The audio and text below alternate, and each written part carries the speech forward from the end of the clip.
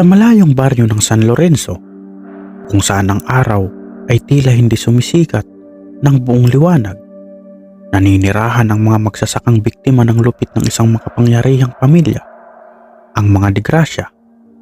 Kilala sila bilang mga Panginoon ng lupa, ngunit sa likod ng kanilang marangyang buhay ay ang mga dugoang kamay mula pagsasamantala sa mga mahihirap.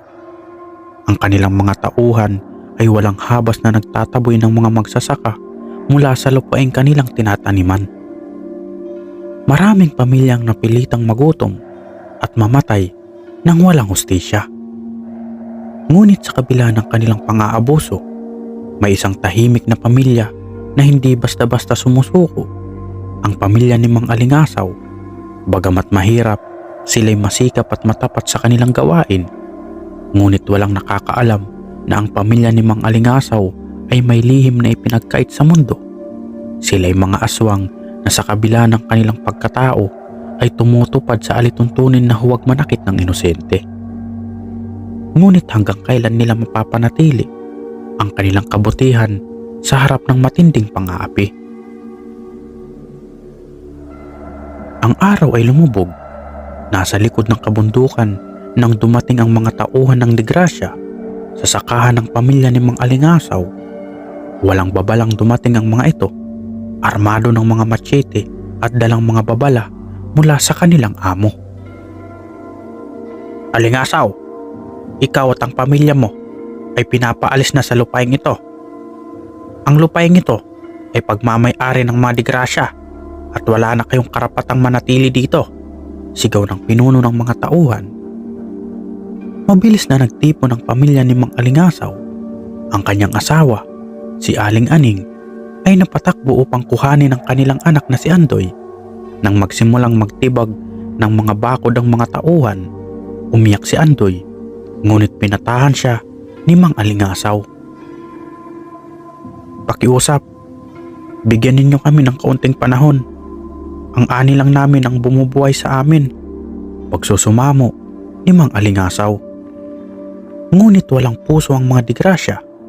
Sa halip, sinunog ng kanilang tauhan ang kubo ng pamilya ni Mang Alingasaw at tinila sila papalayo sa lupain. Ang kanilang mga panaghoy ay hindi iniintindi. Ang saksi sa lahat ng ito ay ang mga bituin sa langit na tila sumilaw sa dilim, para bang nagbabanta sa kanilang mga kalaban. Sa gabing iyon, umarap si Mang Alingasaw sa kanyang pamilya. Hindi tayo papayag na ganito na lang ang mangyari, sambit niya habang ang kanyang mga mata ay nagniningning sa kakaibang liwanag. Panahon na upang ipakita ang ating tunay na pagkatao. Sa gitna ng kagubatan ng San Lorenzo, nagtipon ang pamilya ni Mang Alingasaw. Isang seremonya ang isinagawa gamit ang mga sinaunang dasal ng kanilang angkan. Ang hangin ay nagkaroon ng kakaibang lamig at ang liwanag ng buwan ay naging pulang-pula, para bang sumasang-ayon sa kanilang binabalak. Bawat dugo ng aming mga ninuno ay saksi sa kawalang hiyaan ng mapang-api, sabi ni Aling Aning habang nakahawak sa isang makalumang amuleto. Hindi natin sila sasaktan dahil sa kasamaan, kundi para sa hustisya. Mula sa gabing iyon, nagsimula ang mga kakaibang pangyayari sa bahay ng mga De Gracia.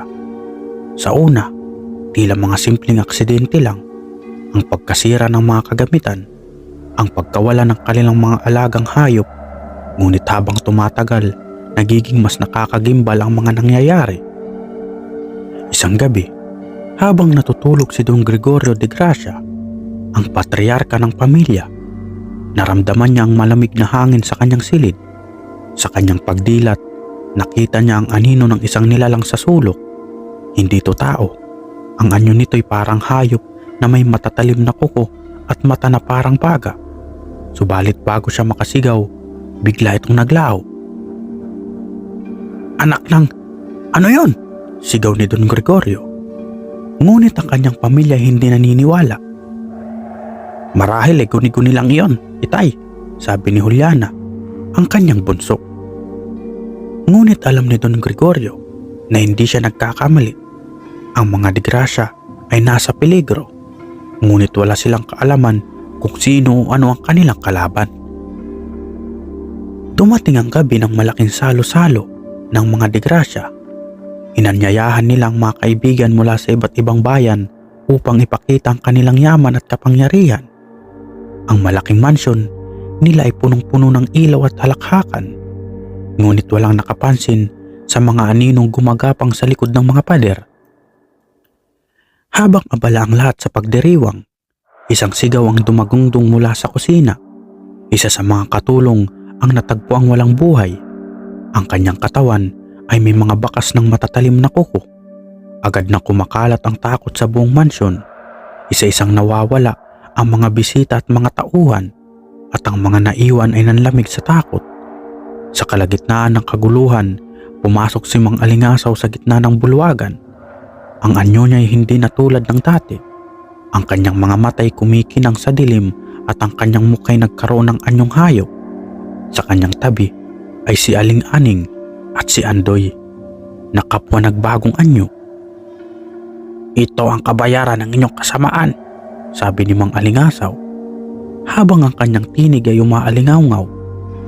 "Ang mga dugo ng aming mga ninono at ng aming mga inap magsasaka ay hihingi ng hustisya ngayong gabi." Walang nakatakas sa gabing iyon. Ang mga degrasya at kanilang mga panauhin ay naging biktima ng galit ng mga aswang. Ngunit sa kabila ng lahat, iniwan nila ang mga mahihirap na tauhan ng mansyon na buhay upang magsilbing saksi sa kanilang paghihiganti. Nag-umaga na nang tumahimik ang mansyon ng mga degrasya. Sa halip na kaligayahan, ang buong lugar ay nagmistulang isang libingan. Nag-uumaga na nang tumahimik ang mansyon ng mga degrasya. Sa halip na kaligayahan, ang buong lugar ay nagmistulang isang libingan. Ang katahimikan ay nakakabingi, ngunit ang usok mula sa sinunog na mansyon ay patuloy na sumisingaw sa langit. Walang buhay na naiwan sa pamilyang degrasya. Tanging ang mga natirang tauhan ang nagpamalita sa baryo tungkol sa nangyari. "Nakita ko ang mga nilalang na iyon. Hindi sila tao," umiiyak na kwento ni Mang Pedro, isa sa mga hardinero ng mansyon. Habang iniinteroga ng mga taga-baryo, may mga pakpak sila at ang kanilang mga mata parang mga nagbabagang baga. Dahil sa mga kwento ng mga nakaligtas, unti-unting kumalat ang takot sa buong baryo. Ang mga residente ng San Lorenzo ay natutong magtago sa kanilang mga tahanan pagsapit ng gabi. Ang bawat kaluskos sa dilim, ang bawat alingaw-ngaw ng hangin ay nagdadala ng pangamba. Ngunit sa kabila ng takot, hindi na walang pag-usisa ng ilan. Sino ang maaaring nasa likod ng mga kaganapang ito? Sa kanilang isip, may hinala silang hindi ordinaryo ang pamilya ni Mang Alingasaw, ngunit walang may lakas ng loob na kumprontahin sila. Samantala, ang pamilya ni Mang Alingasaw ay bumalik sa kanilang kubo na tila walang nangyari. Ang kanilang mga anyong aswang ay naglaho sa pagsikat ng araw at sila'y muling naging mga tahimik at ordinaryong magsasaka. Ngunit alam nilang hindi magtatagal ang kanilang katahimikan. "Nasiyahan ka ba sa ginawa natin, Itay?" tanong ni Andoy habang nilalaro ang isang sanga ng puno. Si Mang Alingasaw ay tahimik habang nasa isip niya ang mga sigaw at pagmamakaawa ng mga degrasya noong gabing iyon. Naramdaman niya ang kirot sa kanyang konsyensya. "Hindi ito kasiyahan, Andoy. Hustisya ang hinahanap natin. Ngunit sa bawat tugong na buhos, hindi tayo magiging malaya," sagot niya. Tumango si Aling Aning. "Ngunit ito ang nararapat. Ang ginawa natin ay para sa mga ninuno natin at sa mga magsasakang inapi nila." Sa kabila ng kanilang mga sinabi, alam nilang may kapalit ang kanilang ginawa. Ang kanilang angkan, bagamat hindi masama, ay nagtataglay ng sumpa, isang sumpang magdadala ng kadiliman sa sino mang magpapakawala ng kanilang tunay na anyo. Ang pagkamatay ng pamilya de Gracia ay hindi basta natapos. Ang kanilang kamag-anak na si Don Ernesto na nakatira sa kalapit na bayan ay dumating upang siyasatin ang nangyari. Isang makapangyarihang tao na tulad ni na Don Gregorio. Si Don Ernesto ay kilala sa kanyang kalupitan at galing sa panlilinlang. "Hindi ito simpleng aksidente," sabi ni Don Ernesto sa mga tauhan habang sinusuri ang guho ng mansyon. "May mga halimaw na naglalakad sa lupaing ito at kailangang tapusin natin sila bago nila tayo maabot." Mabilis nang ipinatawag ang mga mangkukulam at albularyo mula sa iba't ibang lugar upang hanapin ang pamilya ni Mang Alingasaw. Sa ilalim ng liwanag ng buwan, nagsagawa sila ng ritual upang makita kung sino ang responsable sa madugong gabing iyon. Habang nagaganap ang ritual, naramdaman ni Mang Alingasaw ang bigat sa kanyang dibdib. "May naghahanap sa atin. Hindi pa tapos ang lahat," wika niya sa kanyang asawa. "Hindi nila tayo matutuntun ng basta-basta," sagot ni Aling Aning. "Pero kailangang maganda tayo." Isang gabi, habang natutulog ang baryo, dumating ang mga tauhan ni Don Ernesto. Dala nila ang mga sulo, bala at dasal ng mga albularyo upang sugpuin ang anumang nilalang na kanilang matagpuan. Ang pamilya ni Mang Alingasaw, bagamat tahimik sa loob na lang kubo, ay nararamdaman ang paparating na panganib. "Panahon na ulit," sabi ni Mang Alingasaw. Sa unang pagkakataon, si Andoy ay tumayo kasama ang kanyang mga magulang. "Handa na ako," sabi niya, habang nagbabago ang anyo ng kanyang katawan, nagiging mas matangkad, mas malakas at mas nakakatakot. Sa labas ng kubo, naganap ang laban na hindi pa nasasaksihan ng baryo. Ang mga tauhan ni Don Ernesto ay hindi naging handa sa lakas ng pamilyang Alingasaw. Isa-isa silang nagbagsakan at ang kanilang mga dasal ay walang bisa laban sa pamilyang ipinanganak mula sa kadiliman, ngunit ginabayan ng kabutihan. Ngunit habang umaatras ang mga tauhan, lumitaw si Don Ernesto. May hawak ng isang mahiwagang espada na kinuha niya mula sa mga albularyo. "Hindi kayo matatalo ng karaniwang tao, ngunit kaya ko kayong tapusin," sigaw niya. Ang buwan ay nagliliwanag ng mapula sa ibabaw ng San Lorenzo, isang hindi pangkaraniwang liwanag na nagbibigay diin sa kaharian ng kadiliman na unti-unting bumabalot sa baryo. Si Don Ernesto, ang makapangyarihang kamag-anak ng mga de Gracia, ay tumayo sa harap ng pamilyang Alingasaw. Hawak ang isang mahiwagang espada, ang kanyang mga mata ay kumikislap ng galit at pananabik. Ang espadang hawak ay tila kumikinang sa ilalim ng malamlam na liwanag ng buwan. "Ito na ang katapusan ng iyong paghihigante," wika ni Don Ernesto. Ang kanyang boses ay puno ng kabangisan. "Ang espada na ito ay may sinaunang kapangyarihan. Kayo ang mga nilalang ng dilim ay hindi kayang labanan ng ang liwanag ng katarungan.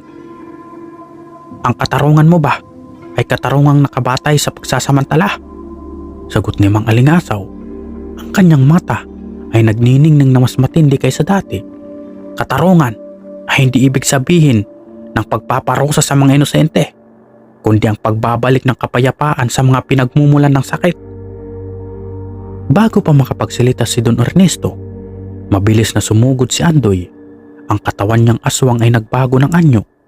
Naging mas malaki, mas matalim ang mga pangil at ang kanyang mga mata ay kumikislap sa dilim. Si Andoy, na noon ay isang batang lalaki lamang, ngayon ay isang ganap na mandirigma ng kanilang angkan. Nagkaharap na ang dalawang Persa, ang isang pamilya ng aswang na nagtataglay ng kabutihan at ang isang taon naghandang gawing kalaban ang lahat ng nilalang ng kadiliman. Bumangon si Mang Alingasaw mula sa kanyang kinaroroonan at nagsalita sa mga kasama. "Huwag nating hayaang mawalan tayo ng pag-asa. Magkaisa tayo. Ang ating laban ay para sa ating mga ninono at para sa bawat magsasakang inape." Ang gabing iyon ay nagsimula ng isang laban na hindi pa nararanasan ng San Lorenzo. Isang digmaan sa pagitan ng mga nilalang ng dilim at ng mga taong naghahangad ng kapangyarihan upang lumikha ng panibagong kalupasan. Ang espada ni Don Ernesto ay kumikislap ng maliwanag na liwanag at bawat hampas nito ay may kasamang tunog ng kidlat. Ngunit ang pamilyang Alingasaw ay hindi nagpatinag. Si Mang Alingasaw, gamit ang kanyang lakas at sinaunang kaalaman, ay nakatagal labang kay Don Ernesto sa pamamagitan ng mabilis na galaw at diskarte. "Ang kapangyarihan ng iyong espada ay wala sa lugar," sabi ni Mang Alingasaw habang pinapakita ang isang amulet na hawak niya. Ang amulet na siyang nagbigay sa kanya ng lakas upang makontrol ang pwersa ng kadiliman. "Hindi mo alam ang tunay na kahulugan ng kapangyarihan. Ang kapangyarihan ng buhay ay hindi nakasalalay sa pagpaparusa, kundi sa pagbabalik ng pagkapantay-pantay." Si Aling Aning ay tumulong kay Mang Alingasaw sa pamamagitan ng pagpapalabas ng mga alon ng enerhiya mula sa kanyang mga kamay, na nagdulot ng kakulangan ng liwanag sa espada ni Don Ernesto. Ang espada na iyon ay nawalan ng kislap at nagsimulang magdilim. Tanda na ang tunay na kapangyarihan ay hindi mula sa materyal na bagay, kundi sa mga pusong naglalayong magtulungan. Habang ang mga tauhan ni Don Ernesto ay naguguluhan sa kanilang kalagayan, nagkaroon ng pagkakataon si Andoy na makalapit kay Don Ernesto. Ang batang mandirigma ay tumalon mula sa isang mataas na punong kahoy at sa isang mabilis na galaw, tinanggal ang espada mula sa kamay ng kalaban. Sa kabila ng pagkatalo ni Don Ernesto, hindi siya napatay. Pinili ni Andoy na hindi pumatay ng hindi kinakailangan. "Ang layunin namin ay hindi ang pumatay, kundi ang magbigay ng hustisya," sabi ni Andoy habang pinapanood ang pagkatalo ni Don Ernesto. "Hindi kami maghihigante. Ang aming paghihirap ay nagtulak lamang sa amin upang ipaglaban ang tama." Sa pagtatapos ng laban, nagdesisyon ng buong pamilya ni Mang Alingasaw na hindi na muling manumbalik sa kadiliman. Tinulungan nila ang mga natirang buhay na tauhan ni Don Ernesto na makaligtas, at ang mga nakaligtas ay naging saksi sa tunay na kakahulugan ng paghihiganti, na hindi ito nakabase sa kasamaan, kundi sa pagbabalik loob at pagpapatawad. Ang mga magsasakang minsang inapi ay nagsimulang bumangon mula sa kanilang mga pagkatalo, at ang baryo ng San Lorenzo ay nagbago ng muka. Ang mga aswang, bagamat may taglay na lakas mula sa kadiliman, ay nagtulungan upang muling itaguyod ang kapayapaan. Si Mang Alingasaw ay nagsimula ng isang bagong bukas para sa kanilang pamilya, at si Andoy ay naging simbolo ng kanilang lakas. Ay ipinagpatuloy ang pamumuno ng mga magsasaka sa San Lorenzo. Hindi na nila kailangan ng pagiging aswang upang mangibabaw. Sa halip, ang kanilang tunay na lakas ay nakasalalay sa kanilang malasakit sa isa't isa at sa kanilang pangarap na itaguyod ang mga katarungan at maunlad na komunidad. Matapos ang ilang buwan ng kapayapaan sa San Lorenzo, ang mga aswang na dati nagdusa at nagbago ng puso ay nagsimulang magtanim ng mga bagong binhi ng buhay sa kanilang mga sakahan. Si Mang Alingasaw at ang kanyang pamilya ay namumuhay ng tahimik, at ang baryo ay unti-unting nakabangon mula sa mga paglabag ng nakaraan. Ngunit sa kabila ng katahimikan, may mga bagong alingawngaw na kumakalat sa hangin, mga usapin ng muling pagbangon ng mga disgrasya. Si Don Ernesto, bagamat tinalo sa labanan, ay hindi tunay na nawalan ng kapangyarihan. Sa mga madilim na sulok ng iba't ibang bayan, nakipag-alyansya sa mga mangkukulam at mga nilalang ng kadiliman. Nagtago sa isang lihim na kutitap ng buhay. Hindi niya kayang tanggapin ang pagkatalo, at habang ang mga tao sa San Lorenzo ay masaya sa kanilang bagong pamumuhay, siya ay nagsimula ng isang lihim na misyon, ang maghiganti at muling agawin ang kanilang mga nawawalang ari-arian at kapangyarihan. Ang lahat ng mga pangyayari ay nagsimula ng maganap ng lihim na sumiklab ang isang bagong persa. Ang mga mangkukulam at mga kapangyarihang nilalang ay muling nagtulungan upang buhayin ng isang sinaunang sumpa na magbabalik sa kanilang buong pwersa. Ang kanilang unang hakbang ay magsimula ng isang kasunduan sa mga kaalyado nilang nagtatago sa dilim. Mga aswang na hindi pa nasusubok ang hirap at sa halip, pinalakas ang galit at paghihiganti. Isang gabi, habang ang buong San Lorenzo ay natutulog, isang kakaibang enerhiya ang pumalibot sa buong baryo. Ang hangin ay nagbago at ang malamlam na buwan ay nagbigay daan sa madilim na ulap. Ang mga alingaungaw ng mga nilalang mula sa dilim ay nagpasiko sa bawat sulok ng baryo. Ang mga aswang na noon ay naging simbolo ng pagbabago sa kapayapaan ay dahang-dahang nagsimulang magbalik sa kanilang mga dating anyo.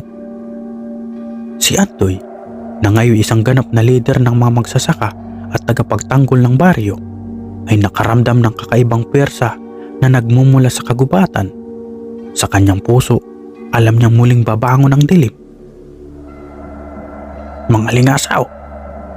tinawag ni Andoy habang ang kanyang amay nag-aayos ng mga gamit sa likod ng bahay. "May masamang hangin na gumugugol sa ating baryo. Hindi ko kayang paliwanag pero nararamdaman ko ito sa aking katawan, Ama." Ang kanyang mga magulang, bagamat tahimik, ay nakakaramdam. Ang kadiliman ay muling magbabalik. Ang naganap na nakaraan ay hindi pa tapos. Ang paghihigante ay isang pwersang mahirap sugpuin at may mga taong handang sumubok na muling gisingin ang mga aswang na nakaraan. Wika ni Mang Alingasaw. Si Aling Aning ay tumayo at nagdasal sa harap ng kanilang altar. "Ibinigay natin ang ating mga kaluluwa sa puso sa kabutihan. Ngunit ang ating nakaraan, tulad ng sa Di Gracia, ay hindi madaling kalimutan." Muling bumangon ng mga kalaban. Habang ang pamilya ni Mang Alingasaw ay naghahanda para sa inaasahang laban, nagsimulang magkalat ang balita sa buong baryo ng San Lorenzo. Ang mga hindi pa natapos na salungatan ay muling bumabangon. Ang mga mangkukulam ni Don Ernesto na nagsimulang magtipon sa mga madilim na sulok ng kagubatan ay naglulunsad ng isang lihim na ritual na magpapalakas sa kanilang puwersa. Hindi lamang si Don Ernesto ang nagbabalik, kundi pati na rin ang mga aswang na naiwang buhay, na ngayon ay naghahanap ng mga bagong pinuno upang muling makuha ang kanilang makapangyarihang kaharian. Sa kabila ng lumalalang sitwasyon, si Andoy at ang kanyang pamilya ay hindi nag-atubiling humarap sa bagong hamon. "Hindi tayo papayag na mangyari ulit ang lahat ng iyon," wika ni Andoy. Ang kanyang tinig ay puno ng determinasyon. "Kailangan natin ipaglaban ang San Lorenzo. Hindi tayo magiging biktima ulit ng mga mapang-ape." Habang ang pwersa ni Don Ernesto ay bumabangon, si Mang Alingasaw ay nagtipon ng mga sinaunang kasamahan at mga aliado mula sa iba't ibang baryo. Mga aswang at nilalang na naniniwala sa kapayapaan. Ang mga palasyo ni Di Gracia ay muling magbabalik sa kamay ng madilim na pwersa. Ngunit ang mga magsasaka, ang mga taong minsan nilang tinutulungan, ay nagsimulang magkaisa at magtulungan upang pigilin ang bagong salot ng kadiliman. Isang malamlam na gabi, nagtipon-tipon ang mga magsasaka sa isang lihim na lugar sa kagubatan. Sa harap nila, ang pamilya ni Mang Alingasaw handang humarap sa kanilang kalaban. "Magsimula tayo," sabi ni Mang Alingasaw. Ang kanyang tinig ay matatag, ngunit ang kanyang mga mata ay puno ng mga alaala ng nakaraan. "Ang laban na ito ay hindi lamang para sa atin.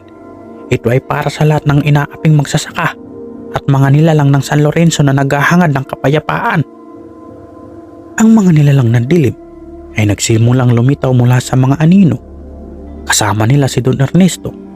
Ang kanyang espada ay muling kumikislap ng liwanag. Ngunit sa pagkakataong ito, alam ni Mang Alingasaw na hindi lang lakas ang kailangan nilang kanilang tunay na pagkakaisa at tapang. Sa huling sandali, maghaharap ang mga pwersa ng kadiliman at ng liwanag. Sa gitna ng kagubatan ng San Lorenzo, nagtago ang dalawang pwersa. Ang mga aswang na pinapangunahan ni Mang Alingasaw at ang mga pwersa ni Don Ernesto, kasama ang mga mangkukulam at nilalang ng kadiliman, ang gabi ay tila naging isang saksi sa pinakamatinding labanan na maghuhubog sa kasaysayan ng baryo. Si Andoy, armado ng kanyang lakas at tapang, ay tumayo sa harap ng mga magsasaka. Ang kanyang mga mata ay naglalagablab sa matinding determinasyon. Hindi na tayo magiging biktima. Ipinaglaban na natin ang ating bayan at ngayon ipagtatanggol natin ang ating kinabukasan, sigaw niya. Habang naglalakad patungo sa harap ng pwersa ni Don Ernesto, si Mang Alingasaw ay hinawakan ng amulet na ibinigay sa kanya ng kanyang mga ninuno. Ito ang huling pagkakataon na ililitaw ang kadiliman sa ating buhay, wika niya. Ang kanyang tinig ay puno ng lakas at takot. Ang amulet na ito ay nagbibigay ng balanse. Hindi tayo matatalo hanggat tayo ay naninindigan. Ang mga nilalang ng dilim, kasama si Don Ernesto, ay nagsimulang magbigay ng tunog ng pangingigil at galit.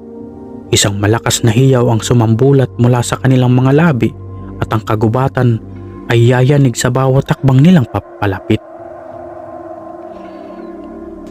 Habang ang dalawang pwersa ay naglalabanan, si Don Ernesto ay tumayo sa harap ng mga mangkukulam. Hawak ang kanyang mahiwagang espada. Ang espada ng liwanag ay maghahatid ang katarungan. Hindi ninyo kayang patagilid ang aking plano, mga nilalang ng kadiliman, sigaw niya. Pero hindi alam ni Don Ernesto na ang tunay na liwanag ay hindi galing sa espada, kundi mula sa puso ng mga magsasakang nagtitipon-tipon upang ipagtanggol ang kanilang komunidad.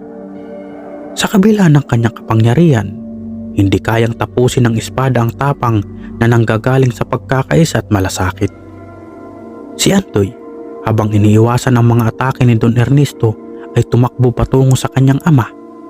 Itay, panahon na. Buksan natin ang amulet. Nagsimulang mabukas ang amulet na hawak ni Mang Alingasaw at mula rito, isang liwanag ang sumabog sa gitna ng dilim. Ang mga aswang ni Don Ernesto, pati na ang mga mangkukulam, ay nagulat at napaatras nang makita ang matinding liwanag na bumangon mula sa amulet. Ang enerhiya ng amulet ay nagbigay lakas sa lahat ng nasa paligid ni Mang Alingasaw at ang pwersa ng liwanag ay nagbigay daan upang muling magpatagumpayan ang kadiliman. Si Mang Alingasaw ay lumapit kay Don Ernesto at sa isang huling pagsalakay, ginamit ang lakas ng amulet upang matanggal ang kapangyarihan ng espada ni Don Ernesto. Ang katarungan ay hindi matatagpuan sa paghihigante. Ang tunay na katarungan ay nasa pagtanggap sa mga pagkatalo at sa muling pagtatayo ng kapayapaan, wika niya. Ang espada ni Don Ernesto ay nahulog mula sa kanyang mga kamay at naglaho sa dilim. Habang ang mga nilalang ng kadiliman ay unti-unting nawawala, ang mga magsasaka at ang mga pamilya ni Alingasaw ay nagsimulang magdiwang. Ang baryo ng San Lorenzo na dati puno ng takot at pag-aalala ay muling nagningning sa liwanag ng bagong umaga. Si Don Ernesto, nang makita ang kanyang pagkatalo, ay naglakad palayo. Bitin sa galit at pagkatalo, alamang hindi pa tapos ang lahat. Ngunit sa gabing iyon, ang pwersa ng kabutihan ay nagtagumpay. Hindi pa dito natatapos ang mga salitang iniwan ni Don Ernesto na umaasa pa rin makakahanap ng paraan upang magiganti. Si Andoy, na pagkatapos ng laban ay puno ng galak at kalungkutan, ay lumapit sa kanyang ama. Itay, paano tayo magpapatuloy? Mang Alingasaw ay tumingin sa kanya ng may mata ng pasensya at pagmamahal. Ang laban natin ay hindi lang laban ng Persa, Andoy. Laban ito para sa mga taong naghahangad ng pagbabago. Sa pagtutulungan, magtatagumpay tayo. Ang ating kinabukasan ay nakasalalay sa ating mga kamay. Sa mga sumunod na linggo, ang San Lorenzo ay muling naging tahimik. Ang mga magsasaka ay patuloy na nagtanim at nagsaka, ngunit ngayon ay may kasamang bagong pananaw. Ang kanilang komunidad ay hindi lamang isang lugar ng pagsasaka, kundi isang lugar ng pagmamahal at pagkakaisa. Si Mang Alingasaw at ang kanyang pamilya, bagamat hindi na aswang, ay patuloy na nagbigay gabay sa mga kabataan, nagtuturo ng kalagahan sa kapayapaan at ang tunay na lakas na nagmumula sa pagiging tapat at sarili. Ang mga tao sa baryo ay nagsimula rin magtulungan na may bagong pagkakaisa at malasakit sa isa't isa. Ngunit sa kabila ng katahimikan, ang pangalan ni Don Ernesto ay hindi pa rin nakakalimutan. Ang mga kalaban ng pamilya ni Mang Alingasaw ay patuloy na naghahanap ng pagkakataon upang muling maggasik ng kaguluhan. Ang huling hamon ay hindi pa natatapos at sa dilim, ang gabi, ang mga alingangaw ng isang muling pagbabalik ng mga kalaban ay patuloy na bumangon. Matapos ang tagumpay ni Mang Alingasaw at ang kanyang pamilya, nagsimula ng magbago ang San Lorenzo. Ang mga magsasaka ay nagtulungan upang muling buhayin ang kanilang mga sakahan at ang mga aswang na nakikipaglaban para sa kabutihan ay namuhay ng tahimik. Hindi na nagtatago sa dilim, ngunit sa kabila ng kanilang tagumpay, may isang lihim na patuloy na bumangon mula sa mga madilim na sulok ng kagubatan. Si Don Ernesto, bagamat pinatawad, ay hindi tumigil sa paghahanap ng paraan upang muling agawin ang kapangyarihan at maghiganti. Ang mga albularyo na kanyang ipinagsama ay patuloy na nagtipon sa isang lihim na lugar. Ang kanilang mga ritual ay unti-unting pinapalakas ang kanilang mga pwersa. Mayroon silang planong muling buhay ng sinaunang nilalang na matagal nang nawala, ang aswang sa dilim, isang nilalang na may kapangyarihang baguhin ang kalikasan ng mundo at magdulot ng napakalaking pagkawasak. Habang abala ang pamilya Alingasaw sa pagtulong sa mga magsasaka, napansin ni Andoy ang isang kakaibang sinyalis. Isang gabi habang nag-iisa sa kagubatan, naramdaman niyang mayroong ibang presensya, isang malamig na hangin at isang hindi may paliwanag na pwersa. Habang siya ay naglalakad patungo sa pinagmumulan ng nararamdaman, nakita niya isang simbolo na nakaukit sa isang matandang puno.